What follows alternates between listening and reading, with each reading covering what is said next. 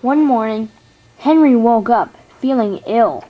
Sir Topham Hatt arrived to inspect him. "My boiler aches," complained Henry. "Looks like you're not going out to work today, Henry," said Sir Topham Hatt. Then he turned to Gordon. "Gordon, you will have to do Henry's jobs today. That includes the Frying Kipper tonight." "Me? Pull trucks? Why, the idea of it! Really useful engines don't argue," said Sir Topham Hatt, and then he left. "The indignity of it! Trucks! Me pulling trucks! Of everyone who could do it!" "Be quiet, why don't you?" said Duck. "On my Great Western Railway, my controller would never let you complain like that. He'd say, there are two ways of doing things. The Great Western Way and the wrong way.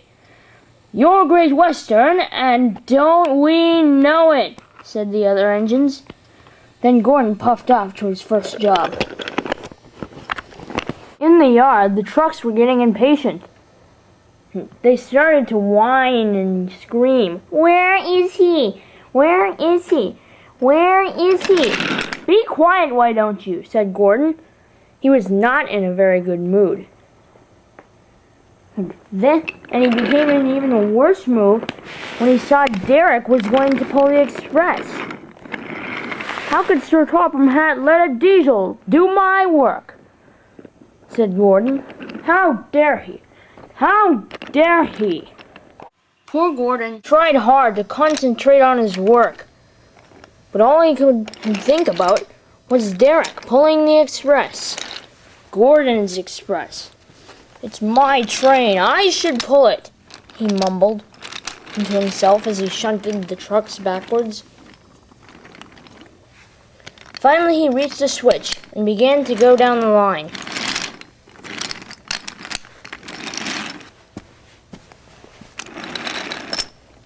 As he went up the hill,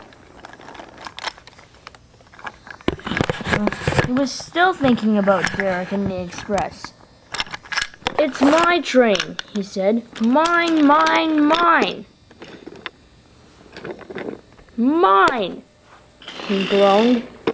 "Oh, when will I ever get it back from that dirty diesel?"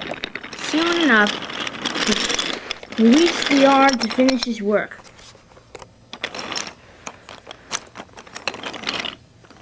He pulled the trucks into a siding.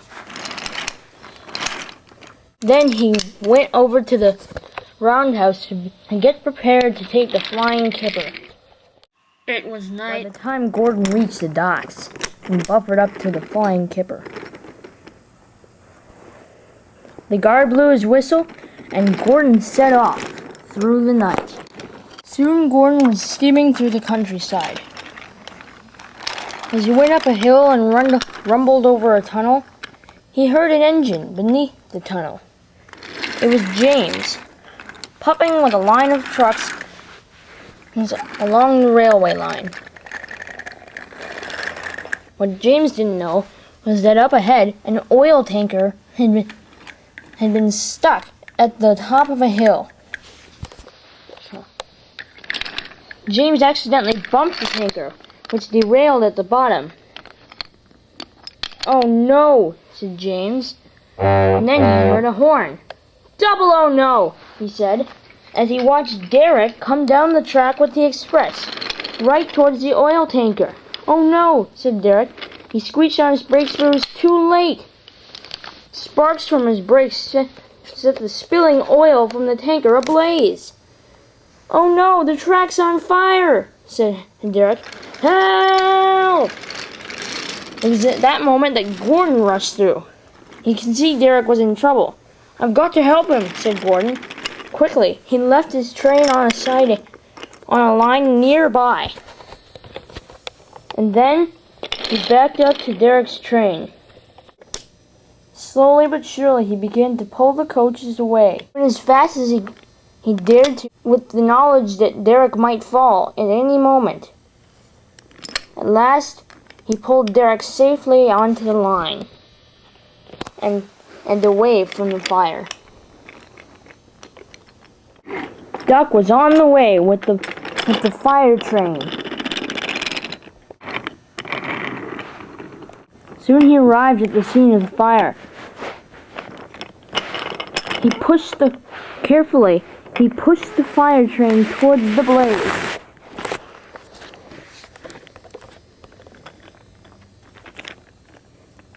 Then Duck backed away and let the firemen take over the blaze.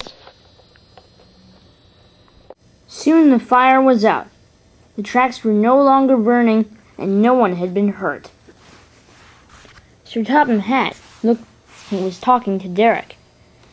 The conversation was this: "Derek, you were very brave. You got yourself and the coaches out of the fire. As a reward—" "Oh, don't reward me, sir," said Derek. "I didn't get myself out of the fire. It was Gordon." "Well, Gordon, is this true?" Yes, it was," said Gordon. I knew he was in trouble, and even though he's a diesel, I knew I had to help him." "In that case, Gordon," said Sir Topham Hatt, "you will have a new coat of paint, and tomorrow you will pull the express again, even if Henry is not back from the works by then." "Oh, thank you, sir," said Gordon.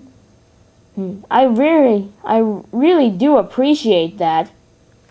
"You're very welcome," said Sir Topham Hatt. "But what about us?" said the express passengers and the crew.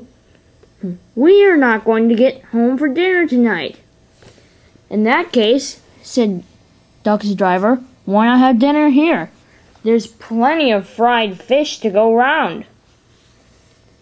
Everyone agreed, as all the passengers, the firemen and drivers, and Sir Topham Hatt helped themselves to fried fish from the train. For a time, the three engines were silent. Derek was the first to speak. "Gordon, I want to thank you," he said. "You saved my life." "Oh, it really wasn't anything," said Gordon. I thought you didn't like diesels," said Duck. "Well, you know what they say," said Gordon. "There's a first time for everything." "Is there a time that we can rename the Flying Kipper?" "What do you mean, Derek?" "I mean that now it should be called the Frying Kipper." And all three engines laughed loudly.